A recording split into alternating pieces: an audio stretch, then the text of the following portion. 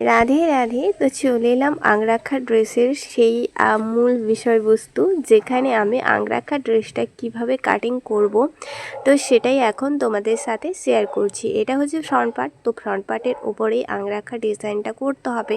তো এখানে দেখো আমি নেকলাইনটা ফার্স্টে ড্র করে নিলাম, আর নেকলাইনটা এরকমভাবেই রেখেছি, কারণ কি এটা দেখতে বেশি ভালো লাগবে।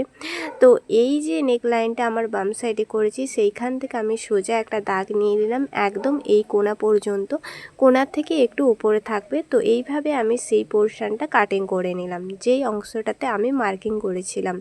তো আরও একটা আমি এখানে ফেব্রিক নিয়ে নিয়েছি, মানে লাইনিং। তো সেই লাইনিংটার উপরে এই আগের যে কাটিং লাইনিংটা বসিয়ে আমি আবারও একটা দাগ দিয়ে নিলাম, মানে মার্কিং করে নিলাম।